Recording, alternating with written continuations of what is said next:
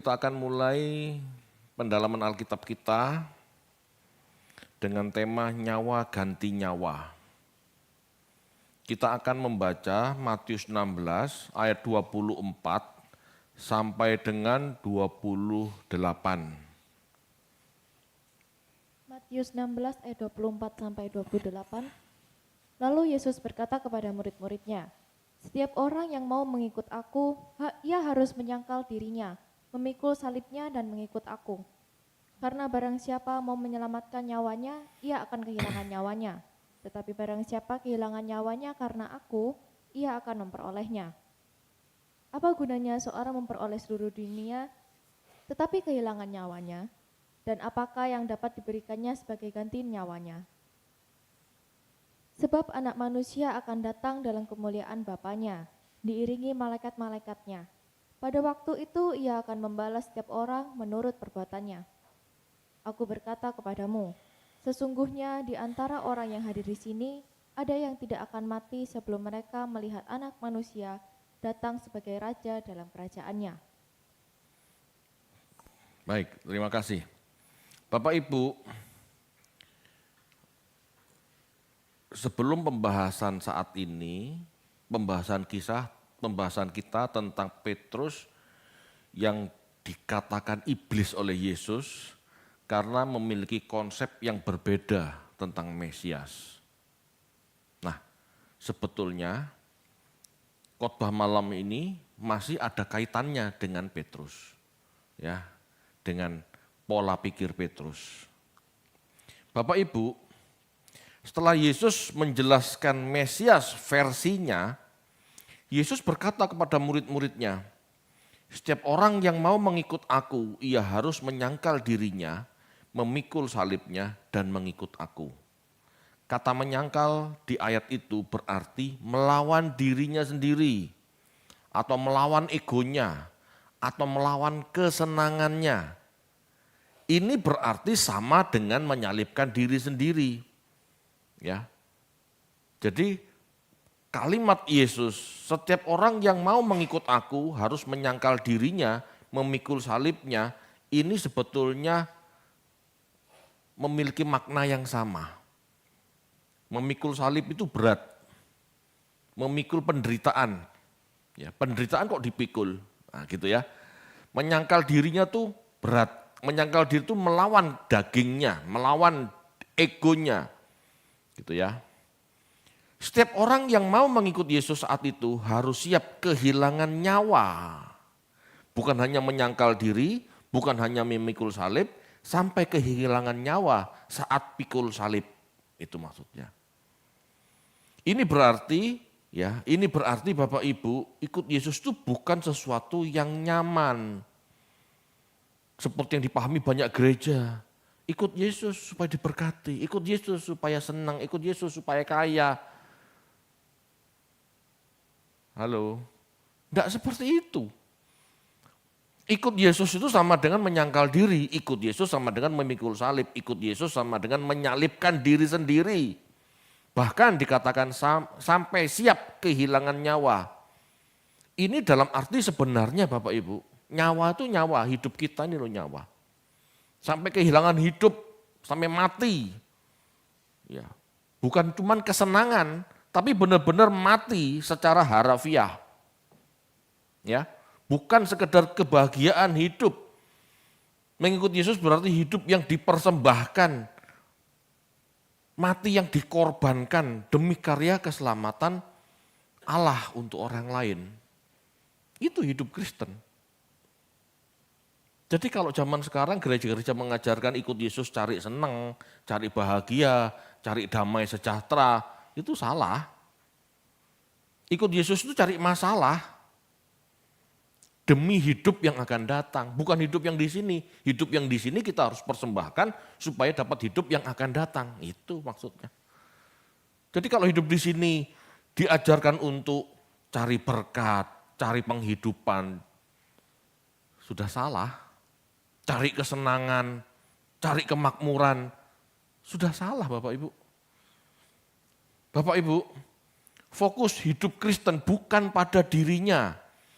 Fokus hidup Kristen pada proyek Bapa untuk keselamatan manusia. Ya, ini perlu diingat ya, ini secara biblika. Sesungguhnya di zaman Yesus belum ada aniaya. Saya ulangi, sesungguhnya di zaman Yesus itu belum ada aniaya. Yesus saat hidup melayani itu masih perdebatan-perdebatan, masih diskusi-diskusi teologi, perdebatan pengajaran. Cuman sampai segitu, belum ada aniaya saat itu, gitu ya.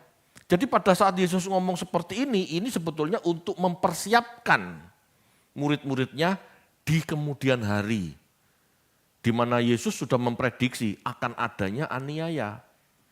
Ya, jadi Yesus ngomong itu bukan untuk kondisi saat itu, tapi kondisi di kemudian hari. Ya. Sesungguhnya di zaman Yesus belum ada aniaya. Kita harus memahami ayat-ayat ini muncul untuk mengantisipasi aniaya yang akan terjadi di tahun 64 Masehi. Saat Nero menganiaya kekristenan. Saat orang Yahudi menganiaya kekristenan. Itu. Bapak Ibu, kita harus tahu ya, surat Matius ini kan muncul tahun 65 sampai 75 perkiraan. Ya, perkiraan surat Matius ini muncul tahun 65 sampai tahun 75. Jadi surat Matius ini hendak mengingatkan ajaran Tuhan saat hidupnya, ya saat hidup Yesus, dengan kejadian saat itu untuk meneguhkan iman orang percaya. Halo, bisa dipahami enggak? Surat Matius ini muncul tahun 65. Saat itu terjadi aniaya. Surat Matius dia tulis itu mengingatkan orang-orang tahun 65 supaya bertahan.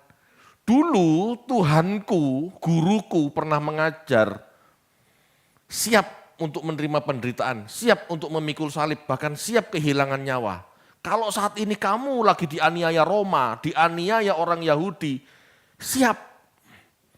Kamu akan mendapatkan hidup di kemudian hari. Jadi surat itu ditulis untuk orang saat itu. Gitu loh. Yang pernah Yesus ajarkan dulu, itu dimunculkan, dituliskan untuk orang saat itu. Bukan untuk orang saat Yesus hidup. Karena pada saat orang Yesus hidup, karena pada saat Yesus hidup belum ada orang Kristen dianiaya, itu belum ada. Yesus baru memperkenalkan ajarannya, belum ada. Tetapi kemudian gitu ya, oleh Yahudi dianggap sesat, oleh orang Roma dianggap perusuh. Jadi orang-orang Kristen dianiaya tahun 65 sampai 75. Gitu ya. Ini cara memandang surat-surat dalam perjanjian baru gitu Bapak Ibu. Di perjanjian baru itu tidak ada kalimat langsungnya Tuhan, tidak ada ajaran langsungnya Tuhan. Semua ditulis oleh para rasul atau muridnya para rasul untuk kondisi zaman di mana mereka hidup, mereka teraniaya gitu loh. Jadi latar belakang surat-surat perjanjian baru itu antara tahun 50 sampai tahun 100. Tidak ada yang ditulis berdasarkan apa yang Yesus hidup saat tahun 30 gitu, enggak ada gitu ya. Bapak Ibu, jadi kita harus siap menerima aniaya, bahkan harus siap kehilangan nyawa. Karena Tuhan akan mengganti hidup kita, ya. Yesus menyatakan orang-orang yang mau merelakan hidupnya saat itu, mati teraniaya, akan mendapatkan hidupnya yang lebih baik saat Yesus datang menyatakan diri. Pada saat Yesus datang menyatakan diri, kamu akan lihat bahwa kamu akan mendapat hidup yang lebih baik. Gitu. Kapan? Gitu ya. Saat Yesus mengatakan, ya, kapan itu? Nah ini penting. Saat Yesus mengatakan anak manusia akan datang dalam kemuliaan Bapanya diiringi malaikat-malaikatnya. Ya. Di ayat ini tidak bicara tentang second coming. Munculkan ayat itu. Anak manusia akan datang dalam kemuliaan Bapanya diiringi malaikat-malaikatnya. Ya, pada waktu itu ia akan membalas setiap orang menurut perbuatannya. Ia akan membalas ia akan membalas orang-orang percaya yang setia maksudnya gitu ya. Maksudnya apa? Akan banyak orang mati teraniaya dan kamu tidak usah khawatir. Hidupmu sudah dijamin Tuhan. Intinya begitu. Bapak Ibu, kalimat anak manusia akan datang dalam kemuliaan Bapaknya diiringi malaikat-malaikatnya. Ayat ini tidak bicara tentang second coming. Banyak orang berpikir ini ayat second coming. Tidak. Ayat ini tentang penyataan Tuhan Yesus, ya ayat ini tentang penyataan Yesus saat datang untuk menyatakan dirinya yang sebenarnya. Bukan second coming, semua sekarang sudah tahu Yesus Tuhan, enggak perlu Yesus menyatakan diri kemuliaan, karena semua orang sudah tahu Yesus Tuhan. Tetapi saat itu orang belum mengenal Yesus Tuhan, orang belum tahu posisi Yesus sebagai Tuhan, jadi Yesus harus menyatakan kemuliaannya. Gitu ya. Kapan? Nah ini. Ada kata kunci di kalimat itu. Ya, ada kalimat kunci yaitu di sini ada yang tidak akan mati sebelum melihat anak manusia menyatakan diri dalam kemuliaan. Halo? Aku berkatamu sesungguhnya di antara orang yang hadir di sini, di antara 12 murid, ada yang tidak akan mati sebelum mereka melihat anak manusia datang sebagai raja dalam kerajaannya. Bapak Ibu, penyataan Yesus sebagai raja itu setelah kenaikan Yesus, setelah masa aniaya, Yesus baru menyatakan diri sebagai Tuhan.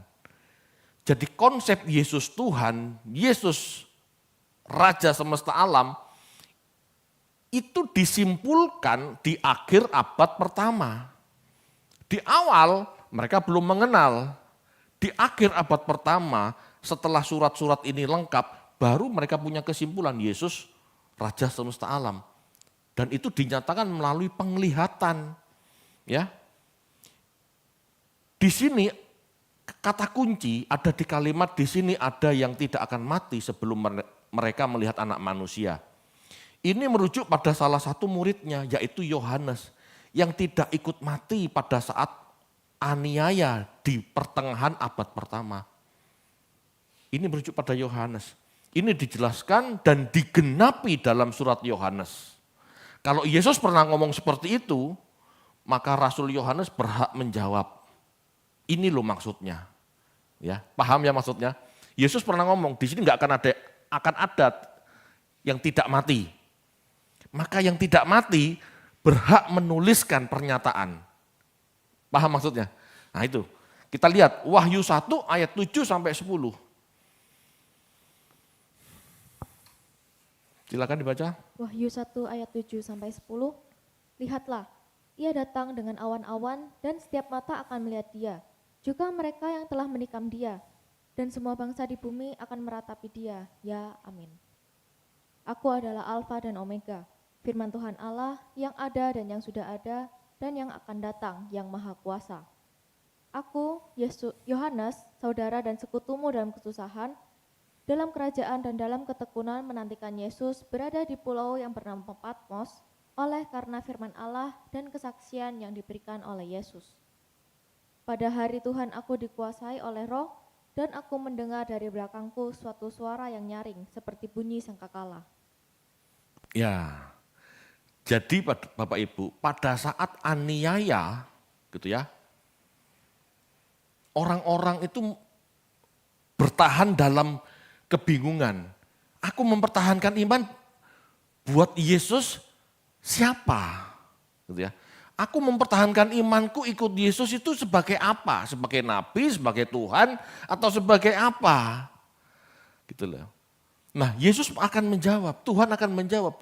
Di masa aniaya itu Tuhan akan menjawab dengan sebuah penyataan yang dilihat oleh Yohanes. Karena dia satu-satunya rasul yang masih hidup. Ya, dikatakan di situ, lihatlah, berarti dia melihat. Ia datang dengan awan-awan dan setiap mata akan melihat dia. Ya, juga mereka yang telah menikam dia, Romawi. Kalau ini ngomong soal second coming, Romawi sudah enggak ada zaman sekarang, betul? Romawi itu ada di zaman dulu, gitu ya. Jadi maksudnya apa? Yohanes menyatakan bahwa dia, Yesus, datang di awan-awan dengan malaikatnya. Dan orang-orang Romawi melihat bagaimana Tuhan Yesus melindungi Yohanes Pembaptis, bukan pembaptis ya. Bagaimana Tuhan melindungi Yohanes dari penggorengan. Semua orang akan melihat mujizat itu. Dia membela nama Yesus. Dia enggak mati. Ini sebuah kesaksian. Memang tidak semua tidak mati. Hampir semua mati gitu ya. Tetapi untuk Yohanes ya, ini harus hidup. Kenapa? Karena dia harus melihat penyataan Tuhan datang di awan-awan. Jadi Bapak Ibu, ini bukan second coming. Second coming ke depan tidak ada gambar seperti ini. Tidak akan ada Yesus datang di awan-awan. Dulu kan saya berpikir seperti itu, mungkin Anda juga. Semua akan melihat Tuhan, semua CNN, BBC melihat Tuhan datang di awan-awan. Enggak kayak begitu. Itu zaman abad pertama. Saat Yohanes melihat Tuhan Yesus datang di awan-awan, itu di Pulau Patmos. Dikatakan di situ, aku Yohanes, jelas ya. Aku Yohanes, saudara dan sekutumu dalam kesusahan. Jadi sebetulnya Bapak Ibu, Yesus datang di awan-awan gitu ya, menyatakan diri pada Yohanes itu untuk menghibur orang-orang yang dalam tekanan, bingung. Aku pegang iman, aku bakal mati. Untuk siapa? Untuk aku, Yesus. Datang di awan-awan dengan malaikat. Ini dituliskan Yohanes untuk menjadi penghiburan sekaligus kekuatan bagi orang yang dianiaya saat itu. Itu maksudnya. Ya. Bapak Ibu, tidak akan ada lagi namanya second coming model begini. Second coming ada, Tuhan datang ada, tetapi dalam sekejap dikatakan, dia datang dalam sekejap dan kita bersama-sama menyongsong Tuhan di awan-awan. Jebret, selesai. Tidak perlu Yesus menyatakan Tuhan lagi, karena saat itu Yesus sudah menyatakan dirinya Tuhan. Amin. Kalau dulu banyak orang tidak kenal, dulu banyak orang tidak tahu Yesus Tuhan, maka dia perlu menyatakan diri. Loh, kalau sekarang seluruh penduduk bumi tahu kalau orang Kristen percaya Yesus Tuhan. Bahkan orang Kristen di dunia ini mayoritas percaya Yesus Tuhan. Gak perlu diumumkan lagi. Gitu loh ya. Hanya mereka yang percaya gitu ya. Hanya mereka yang percaya Yesus Tuhan kelak akan dijemput Tuhan. Jebret, selesai. Yang lain penghakiman. Tidak akan ada lagi pernyataan Yesus datang sebagai Tuhan bersama malaikat. Udah tidak perlu, gitu ya. Udah tidak diperlukan. Ini sebabnya teologi Kristen itu utuh pada saat Injil Yohanes ditutup. Itu kesimpulan Yesus Tuhan, praeksisten, mati, bangkit dan datang sebagai raja. Itu final di abad pertama. Gitu loh. Di awal-awal mereka masih bingung. Gitu ya. Di akhir abad pertama ini baru utuh. Ya. Berarti Bapak Ibu, orang-orang saat itu yang mau tetap mengikut Yesus harus bertahan dalam iman. Mereka akan mendapat hidupnya yang lebih baik saat Yesus menyatakan diri ini. Setiap orang yang mau sependeritaan dengan Kristus, bahkan mati, akan memperoleh upahnya. Yaitu kehidupan di kerajaannya saat penciptaan kembali kelak. Sementara di Firdaus, mereka yang mati-mati jangan gini. Bagi mereka yang bertahan, mempertahankan iman, mati jangan khawatir. Aku Yesus Tuhan Raja semesta alam. Kamu mati tidak usah khawatir. Tak simpen di Firdaus. Istilahnya begitu. Dan kamu akan mendapatkan kehidupan lagi kelak. Ini pernyataan Yesus untuk menguatkan orang-orang yang dalam aniaya Bapak Ibu. Ya, munculkan gambarnya Yem. Ya, jadi ini Bapak Ibu. Kisah Matius 16 ini ditulis tahun 65 Masehi. saat 65 Masehi, saat Matius ditulis, ini Kekaisaran Roma, kekristenan lagi dianiaya oleh Nero, khususnya di kota Roma, yang di Yerusalem dianiaya orang Yahudi, penuh aniaya. Sampai dengan hancurnya Yerusalem, orang Kristen masih dianiaya. Munculkan gambar kedua. Nah, ini gambar kedua. Ini kaisar aniaya Nero. Lalu Yerusalem hancur tahun 70, lalu terjadi anatema Yunani, orang Kristen dipisahkan dari Yahudi. Itu ya. Lalu dianiaya lagi oleh Domitianus, Kaisar Domitianus. Nah, disinilah ya aniaya Yerusalem, aniaya Nero, anatema Yahudi, aniaya Domitianus, ini full aniaya. Sehingga Yesus perlu menyatakan dirinya sebagai raja. Kamu gak perlu takut mempertahankan iman, hidupmu akan aku ganti lebih baik di kekekalan. Ini Injil Yohanes ditulis tahun 90, pada saat aniaya-aniaya ini terjadi. Amin Bapak Ibu. Bisa dipahami? Kalau bisa dipahami bagus. Anda tidak percaya tidak ada masalah. Tetapi memahami biblika itu seperti ini. Jadi kalau Anda nunggu datangnya Tuhan Yesus di awan-awan bersama ribuan malaikat, itu udah nggak bakal ada karena ini sudah terjadi. Yang ada nanti Yesus datang menjemput kita bablas anginnya, sudah sampai gitu aja. Tiba-tiba kita ndak ada, tiba-tiba kita diangkat, tiba-tiba kita berangkat, gitu aja. Halo Bapak Ibu, bisa dipahami ya? Jadi tidak perlu ada pernyataan Yesus Tuhan lagi dengan datang dengan malaikat-malaikatnya, tidak perlu.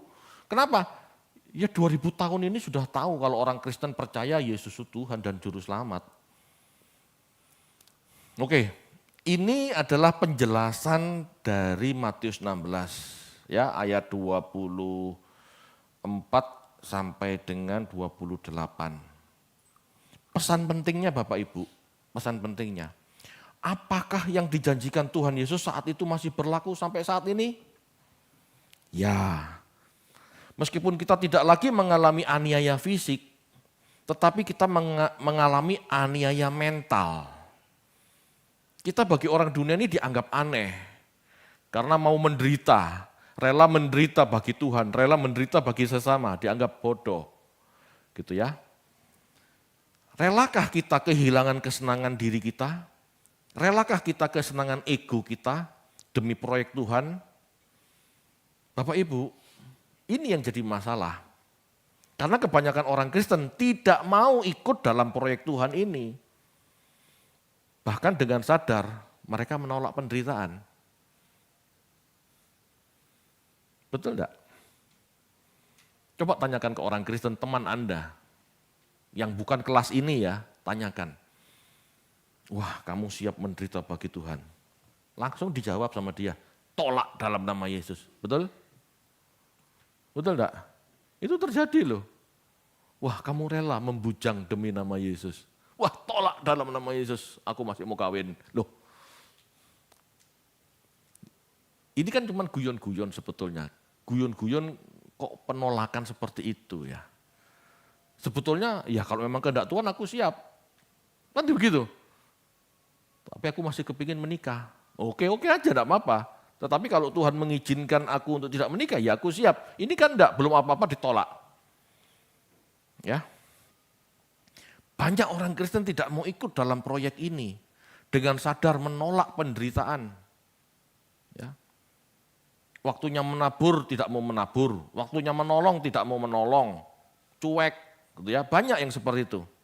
Mereka hanya mau diberkati secara jasmani, tetapi menolak masuk dalam persekutuan penderitaan. Menolak masuk dalam persekutuan penderitaan untuk menjadi berkat buat sesama. Tidak mau. Kebanyakan orang tidak mau. Ya. Bahkan seandainya pun mau berbagi, banyak orang Kristen masih hitung-hitungan dengan membatasi diri yang minimal saja. Belum sampai mempersembahkan hidupnya. Padahal Tuhan mengajarkan persembahkan hidupmu. Tetapi orang Kristen tidak mempersembahkan hidupnya. Orang Kristen kebanyakan hanya mempersembahkan 10% hidupnya. dengan membayarkan 10% gajinya. Halo Bapak Ibu, coba. Kalau yang Anda persembahkan cuma 10% dari pendapatan Anda, ya Anda belum berubah. Anda masih hidup di bawah Taurat. Kalau Taurat 10% memang. Tapi kalau hidup untuk Kristus itu 100%. Segenap hati. Enggak hitung-hitungan 10%, 20%, 30% kalau memang didorong Tuhan untuk ayo ikut menderita, harus siap. Padahal belum mencucurkan darah loh. Enggak berani kasih persembahan lebih. Enggak berani persembahkan hidupnya. Bapak Ibu, ini perjuangan kita. Mau enggak kita menyangkal diri, memikul salib? Mau enggak? Bapak Ibu, banyak orang Kristen menjadi Kristen itu lebih karena kebetulan. Ya. Jadi Kristen karena lahir, karena kebetulan, karena kelahiran, atau karena keinginan orang lain menikah. Menikah jadi Kristen kan gitu ya. Lahir sebagai anak orang Kristen. Tetapi jarang orang Kristen menjadi Kristen karena kehendak sendiri. Jarang. Kalau lahir Kristen, dia besar jadi Kristen, ya karena memang sudah begitu. Tanpa memperkarakan dia siap atau tidak menderita. Gitu loh. Betul enggak? Orang yang lahir Kristen, jadi Kristen sejak kecil diajarkan oleh guru-guru sekolah minggu, kisah-kisah Alkitab, ya besar jadi Kristen. Tapi kalau ditanya, siap enggak kamu menderita bagi Kristus? Pasti enggak siap, pasti berat hatinya. Padahal Kristus menghendaki para pengikutnya datang dengan kesadaran dan sukarela. Kristen yang benar, itu karena Kristen yang tahu bahwa hidup Kristen adalah hidup menderita dan aku mau masuk. Hidup Kristen yang benar adalah hidup yang dengan sadar mau masuk penderitaan bersama Tuhan. Itu Kristen yang benar. Belum sampai kesimpulan ini, itu belum benar sebetulnya. Masih Kristen tradisi. Tradisi nenek moyang, papa mamaku, orang Kristen, engkongku bahkan pendeta. Loh, itu bukan Kristen yang sesungguhnya. Kristen yang sesungguhnya adalah Kristen yang siap menderita demi Tuhan dan sesama. Halo Bapak Ibu. Nyawa ganti nyawa, itu benar. Sebagai Kristen harus siap kehilangan nyawa untuk mendapatkan nyawa. Kalau belum siap kehilangan nyawa, ya sebetulnya belum Kristen.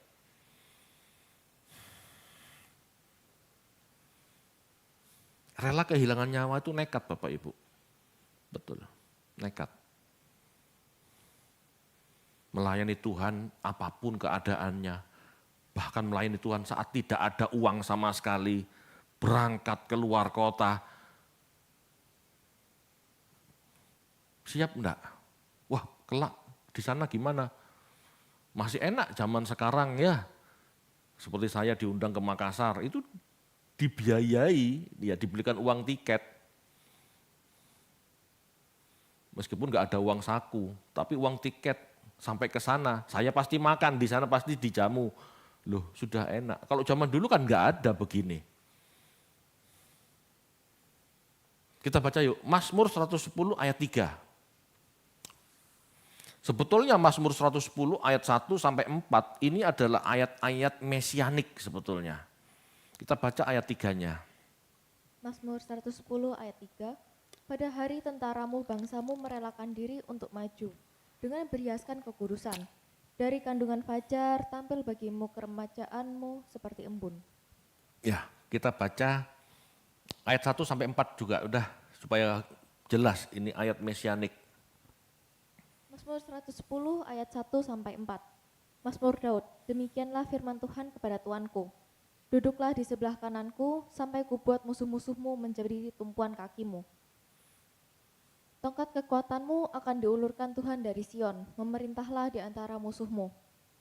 Pada hari tentaramu, bangsamu merelakan diri untuk maju, dengan berhiaskan kekudusan, dari kandungan fajar tampil bagimu keremajaanmu seperti embun. Tuhan telah bersumpah, dan ia tidak akan menyesal. Engkau adalah imam untuk selama-lamanya, menurut Melkisedek. Jelas? Ini ayat-ayat yang menjelaskan siapa Yesus, karena Yesus adalah imam menurut peraturan Melkisedek. Bahkan dikatakan di ayat 1, coba munculkan. Mazmur Daud, ini berarti Daud yang ngomong. Demikianlah firman Tuhan, demikianlah firman Yahweh kepada Tuanku. Daud itu raja, tapi mengatakan kepada utusan Yahweh, yaitu firman Yahweh adalah Tuanku. Yang datang kelak ini tuannya Daud. Daud menyebut utusan Yahweh ini, firman Yahweh ini sebagai apa? Tuan. Duduklah di sebelah kananku sampai kubuat musuh-musuhmu menjadi tumpuan kakimu. Ini siapa? Ini jelas Yesus. Oke? Lanjut ayat 3. Kenapa jelas sebentar? Kenapa jelas Yesus? Karena di ayat 4 dikatakan, coba. Engkaulah imam menurut peraturan Melkisedek. Yesus adalah imam menurut peraturan Melkisedek karena Yesus sudah ada sebelum Abraham ada. Kalau Yesus imam menurut peraturan Lewi itu tidak boleh. Karena Yesus bukan keturunan Lewi, Yesus keturunan Yehuda. Ya, Yesus secara daging keturunan Yehuda, dia nggak bisa jadi imam. Jadi Yesus praeksisten itu adalah imam menurut peraturan Melkisedek. Karena dia sudah ada sebelum Abraham ada. Ini maksudnya. Oke, jadi ini menggambarkan Yesus. Nah ayat 3-nya, pada hari tentaramu, bangsamu merelakan diri untuk maju, berhiaskan kekudusan, dari kandungan fajar tampil bagimu keremajaan seperti embun. Maksudnya apa? Pengikut-pengikut Yesus itu orang-orang yang merelakan diri untuk maju. Dikatakan tentara, berarti siap berperang, siap mati, berhiaskan kekudusan. Jadi yang dimaksud murid-murid Yesus adalah adalah orang-orang yang suka rela maju, siap mati, perhiasan kekudusan untuk mati bagi dia. Itulah kekristenan. Amin, bisa dipahami? Ini nubuatan-nubuatan mesianik, enggak bisa diabaikan. Dan ini dikutip oleh Ibrani, engkaulah imam menurut peraturan Melkisedek. Ini. Ibrani ngutip Mazmur. Ya, jelas. Kalau Yesus tidak punya preeksistensi, dia tidak pantas disebut imam menurut peraturan Melkisedek, enggak bisa. Ya, enggak bisa karena Melkisedek adalah di atas Abraham. Melkisedek itu kemuliaannya di atas Abraham. Bahkan jauh melampaui Lewi. Bahkan jauh melampaui keimaman Lewi, itu maksudnya. Ya, semoga paham. Bapak Ibu, Yesus, seolah-olah Yesus tidak berkata, jika di antara orang-orang ini yang bukan muridku, tetapi memiliki sikon, lahir sebagai orang Kristen, tetapkan hatimu, kuatlah hatimu, jangan sampai kecewa. Gitu ya. Kalau jika kamu memang muridku, maka tetapkan hatimu untuk taat. Gitu. Kamu terlahir sebagai Kristen, belum mengenal ajaran ini. Tetapi setelah dewasa kamu mengerti ini, tetapkan hatimu, kuatkan hatimu, gitu loh maksudnya ya.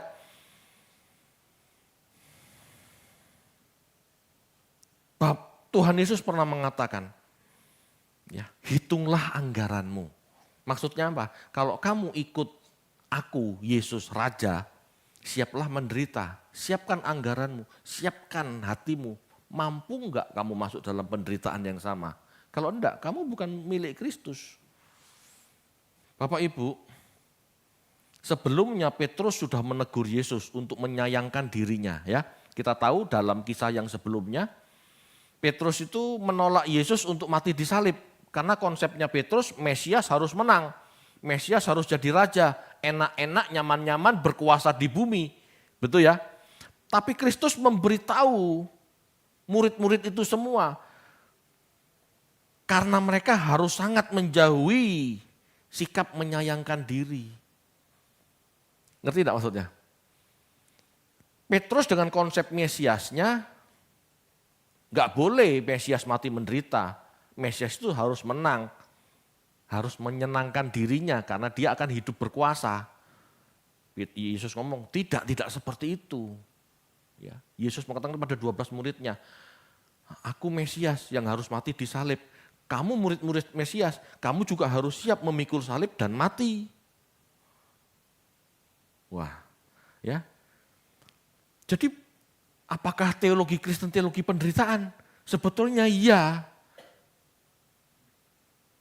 Teologi Kristen sama dengan teologi penderitaan, siap menderita bagi Tuhan, siap menderita bagi sesama. Itu bukan teologi karangan David, karangan saya. Ya.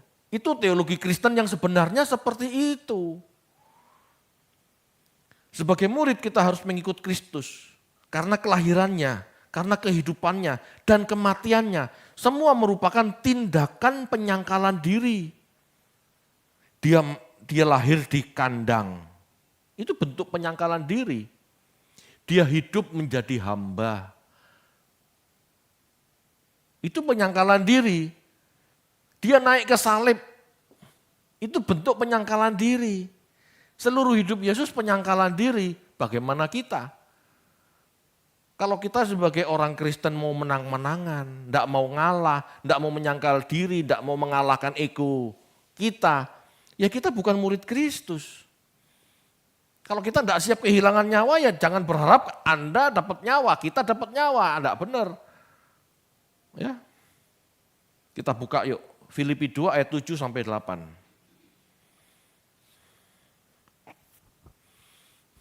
Filipi 2 ayat 7 sampai 8. Melainkan telah mengosongkan dirinya sendiri dan mengambil rupa seorang hamba dan menjadi sama dengan manusia. Dan dalam keadaannya sebagai manusia, ia telah merendahkan dirinya dan taat sampai mati. Bahkan sampai mati di kayu salib. Mengambil rupa sebagai manusia.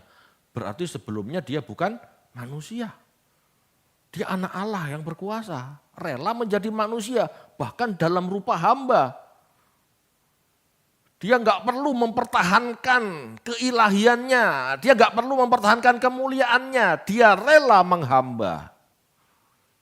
Ini bentuk penyangkalan diri Bapak Ibu.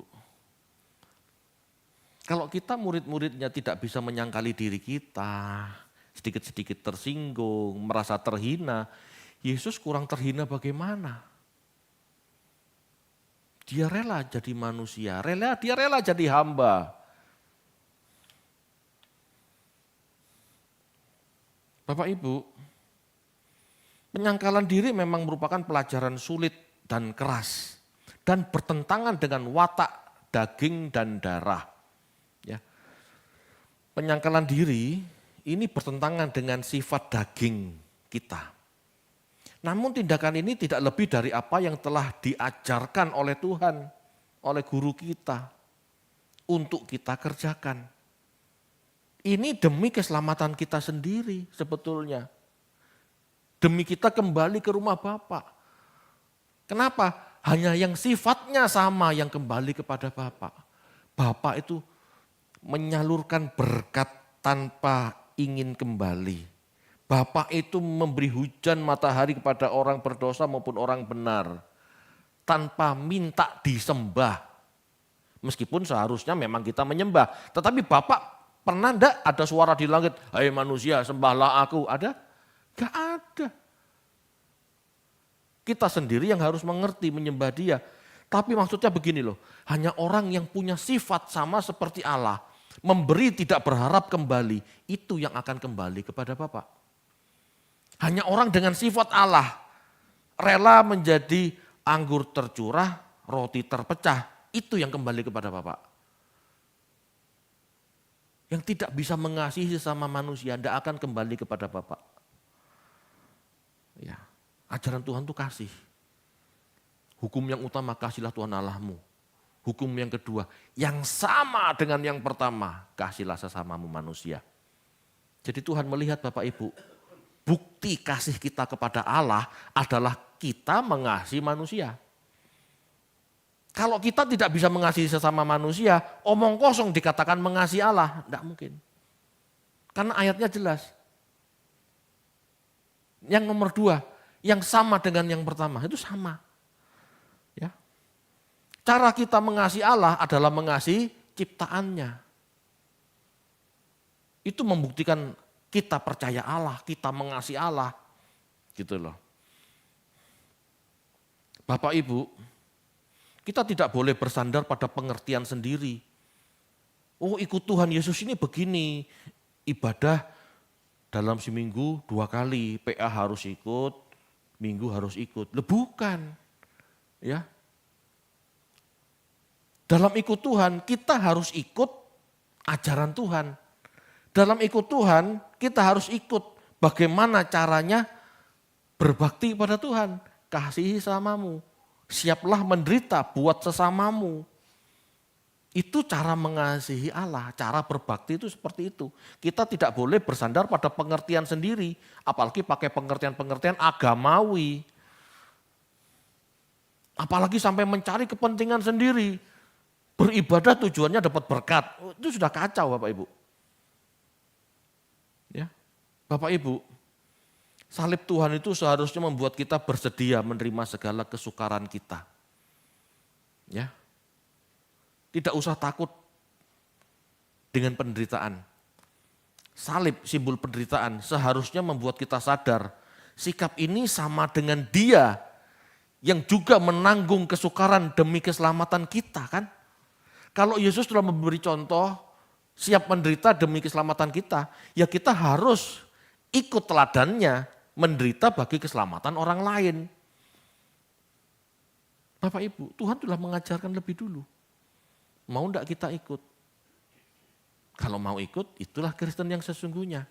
Orang Kristen yang sesungguhnya adalah orang-orang yang siap kehilangan nyawa untuk mendapatkan nyawa yang lebih berkualitas. Sudahkah kita? Ya. Apa yang saya khotbahkan Bapak Ibu, ini standar sebetulnya. Kalau mau saya dalemi, lebih menderita lagi, itu bisa. Tetapi malah Anda semua takut nanti jadi Kristen. Sebetulnya lebih berat dari apa yang saya ungkap. Karena kenyataannya, 90% murid-murid Tuhan itu menderita semua itu zaman itu. Nah kalau kita